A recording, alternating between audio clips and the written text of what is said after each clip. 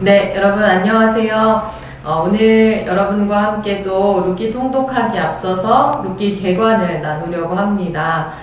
여러분들이 통독하면은 매해 첫날마다 다짐하는 것들이지만 잘 이루어지지 않죠. 말씀을 읽지만 난해하기도 하고 어렵기도 하고, 하지만 여러분 개관을 통하여서 여러분들이 이 성경이 쓰여진 시대적인 상황이나 또 성경이 무엇을 의도하고 있는지를 살펴본다면 조금 더 수월하게 말씀을 읽게 되어질 것이고, 또 그 안에서 은혜를 풍성하게 발견할 수 있게 되어질 것입니다.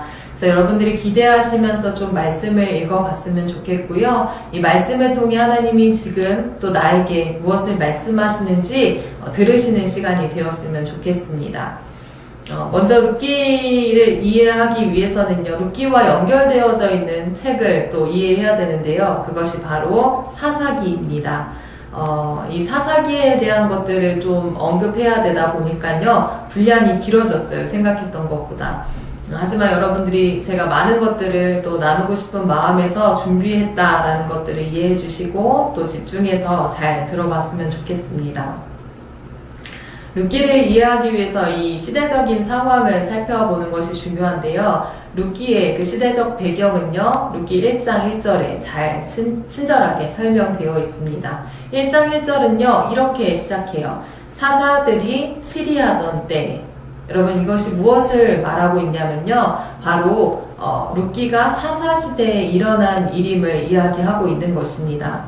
그렇다면 사사시대는 또 무엇인가 우리가 알아야겠죠. 이 사사시대는요, 모세의 출애굽 시대를 지나서 또 여호수아의 가나안 정복 시대를 지나서 이제 그 가나안 땅에 정착하여 살게 되어진 그 다음 세대들의 이야기입니다. 사사들이 치리하던 때의 이야기를 말해주고 있는 것이죠.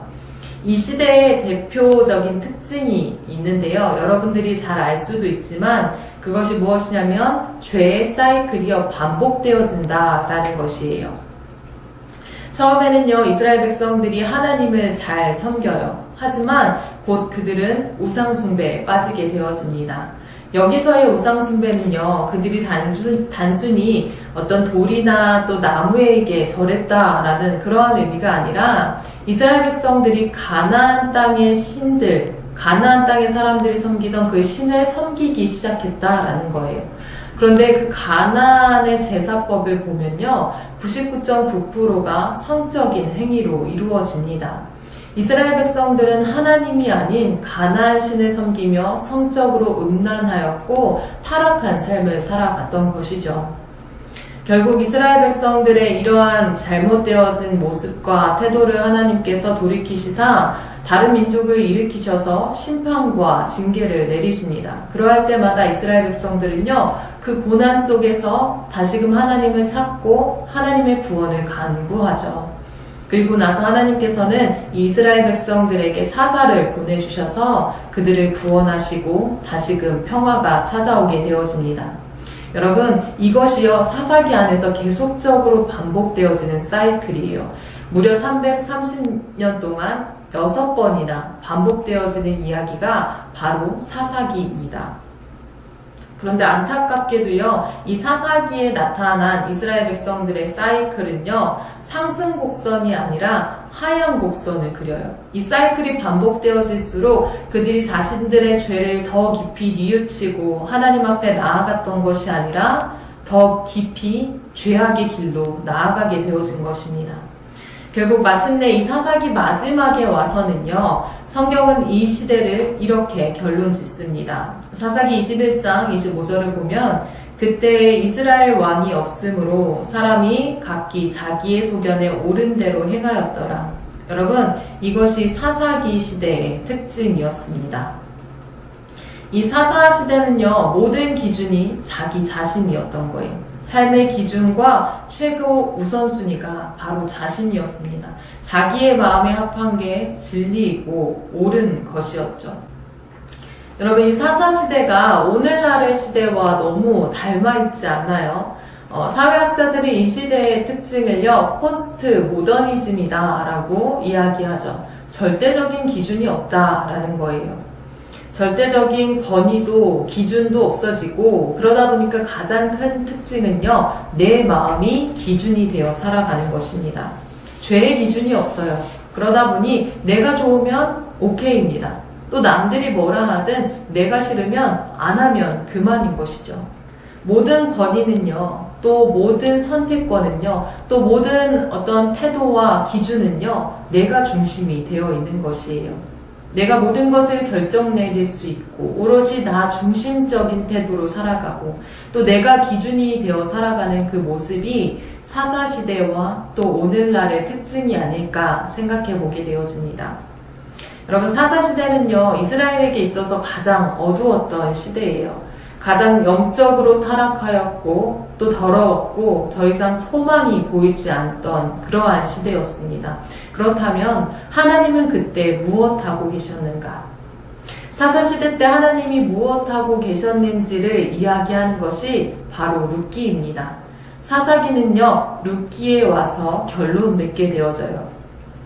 따라서 룻기를 볼 때요, 여러분들이 이 룻이라는 그 여인의 삶을 따로 떨어뜨려서 생각해서는 안 되고요. 이러한 사사시대를 배경으로 이해해야만 합니다. 룻기에는 혼돈과 불순종과 그 어두움으로 얼룩진 이 사사기의 시대를 일시에 씻어낼 놀라운 빛이 들어있어요. 도대체 어떤 말씀이 들어있는가? 그것을 찾는 것이요, 바로 룻기를 보는 중요한 관점입니다. 그러한 관점을 가지고 여러분들이 성경을 읽어가면 좋을 것 같고요. 제가 이제 룻기를 살펴보면서 여러분들이 좀 봐야 할 포인트를 몇 가지 좀 짚어드리도록 할게요. 첫 번째는요, 룻기에 나타나는 언어 유희입니다. 1장 1절을 보면요, 이 베들레헴에 흉년이 들었다라고 이야기가 나와요. 여러분, 베들레헴이라는 지명은요, 어떠한 뜻을 가지고 있냐면 떡집이라는 그러한 뜻을 가지고 있습니다. 그런데 지금 상황이 어떠하죠? 흉년이 들어서 그 떡집에 떡이 없는 상황인 것이죠. 명칭과 반대되어지고 있는 아이러니한 상황을 성경이 이야기하고 있는 것입니다.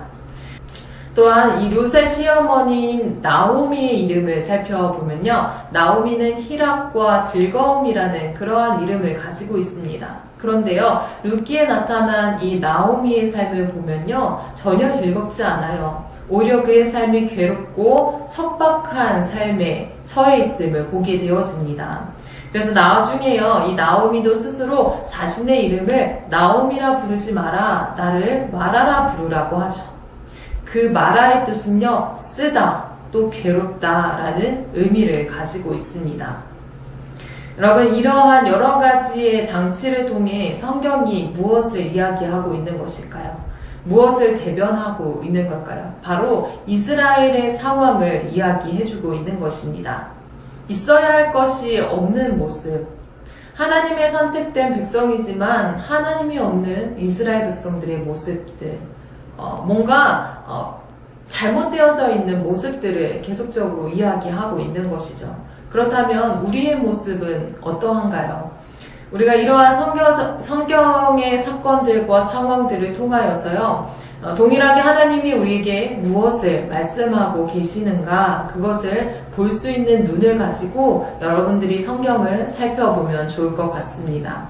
또 두 번째는요, 여러분들이 등장인물들을 좀 살펴보면 좋겠는데요. 등장인물들이 많이 나오죠. 1장에 보면요, 엘리멜렉이라는 사람과 그의 부인 나오미가요, 가족을 이끌고 베들레헴, 하나님이 약속하신 그 땅을 떠나 모압 땅으로 가게 되어집니다. 여러분, 신명기 23장의 말씀을 보면요, 이 모압 땅은요, 하나님이 저주하신 땅으로 묘사가 되어 있어요. 그런데 하나님의 백성이요, 지금 그 약속의 땅을 떠나서 저주의 땅으로 가고 있는 것이죠. 하나님의 약속과 그 오랜 기다림을 통하여서 얻은 땅임에도 불구하고, 여러분, 그들이 어떻게 이렇게 쉽게 그 땅을 떠날 수 있었을까요? 그 땅을 떠난 이유가 무엇이었을까요? 바로 그 땅에 흉년이 들었기 때문이다 라고 얘기하고 있죠. 결국 그들의 태도는요, 내 삶에 유익을 주지 않으면, 또 내 입에 떡 하나 넣어주지 못할 신앙이면, 약속이면, 또 믿음이면 필요 없는 것으로 치부하고 있다라는 것이에요. 아무리 기도해도 이루어지지 않고 내 뜻과 정반대의 삶으로 인도되어진다면 믿음도, 신앙도, 말씀도, 하나님도 아무 필요 없는 것으로 여기는 것이죠. 결국 그들 안에 하나님의 말씀에 대한 소중함이 전혀 없음을 보여주고 있는 것입니다. 여러분, 이것이 엘리멜렉과 나오미의 신앙이었어요. 그렇다면 이 룻기에 나오는 룻과 보아스의 모습은 어떠할까요? 룻과 보아스에 대한 부분은요, 여러분들이 룻기를 읽어보고 또 묵상해보면 좋을 것 같습니다.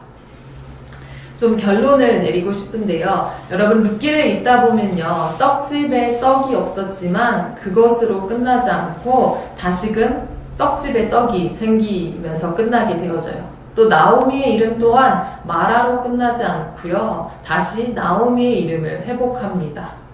뿐만 아니라 엘리멜렉의 가문에요, 자손이 끊어진 것 같았지만 다시금 자손이 회복되어지면서 끝이 나게 되어져요. 룻기에서 말하고자 하는 것은요, 하나님이 이스라엘 백성들에게 그렇게 많은 기회를 주었음에도 불구하고 그것을 잡지 못한 그 이스라엘 백성들을 향해 하나님이 어떻게 하셨는가입니다. 그 사사시대에 어떤 소망도 발견할 수 없을 그때에 하나님은 무엇을 하셨는가? 바로 하나님은 한 사람을 준비시키십니다. 룻기 족보의 마지막을 보면요, 한 사람이 누구인지를 이야기해주고 있죠. 그 사람은 바로 예수님의 조상인 다윗입니다. 이스라엘 백성들도 또 엘리멜렉의 가정도 그들은 하나님의 말씀을 귀하게 여기지 않았지만, 또 하나님의 언약을 귀하게 여기지 않았지만, 하나님은 그럼에도 그 가운데 은혜를 계획하고 계셨고, 또 이방 여인 룻을 통해 예수 그리스도의 오실 길을 준비하고 계셨음을 보게 되어지는 것이죠. 여러분, 이 하나님의 포기하지 않는 사랑이 느껴지시나요? 하나님은 이스라엘 백성들을 향하여서도 이렇게 신실한 사랑을 나타내 보이셨을 뿐만 아니라 여러분들을 향하여서도요, 이렇게 변치 않는, 포기하지 않는 사랑으로 여러분들을 보고 계십니다. 이 끈질긴 하나님의 사랑을 여러분들이 룻기를 통하여서 묵상해 보면 좋을 것 같고요. 또 혹 여러분들 중에 나는 사사기도 함께 통독해 보고 싶다 하시는 분들은요, 이 사사기와 룻기를 한 흐름으로 또 함께 읽어보면 참 좋을 것 같습니다. 여러분, 사사시대의 실패의 이유와 또 그럼에도 그들을 향한 하나님의 구원의 손길을 묵상해 보시고요. 여러분들이 깨달은 은혜가 있다면 또 목장 식구들과 함께 나누셔서요, 그 은혜를 더 풍성하게 하였으면 좋겠습니다. 네, 마지막으로 퀴즈 낼 건데요. 여러분, 퀴즈 정답을 우리 목자님들에게 보내주시면 스타벅스 쿠폰을 드리도록 할 거예요. 그래서 여러분들이 열심히 은혜도 받으시고 또 쿠폰도 받으셔서 더 풍성하게 기쁨을 누렸으면 좋겠습니다. 첫 번째 문제는요, 나오미의 두 며느리 중에 자신의 고향으로 돌아간 며느리가 있어요. 그 사람의 이름이 누구인지, 이게 첫 번째 문제고요. 두 번째는 룻과 보아스 사이에 태어난 아들의 이름이 무엇인지, 이렇게 두 사람의 이름을 목자님들에게 보내주시면 되겠습니다. 여러분들, 룻기 통독하시면서 묵상해보시고, 또 오늘 지금 나에게 하시는 하나님의 말씀을 여러분들이 듣고요. 또 여러분들의 삶을 하나님 앞에 잘 세워갔으면 좋겠습니다. 우리가 다른 무엇보다도 하나님의 말씀을 귀하게 여기는 여러분들의 삶이 되었으면 좋겠습니다. 다음 주에 만나도록 할게요. 다음 주에 봐요.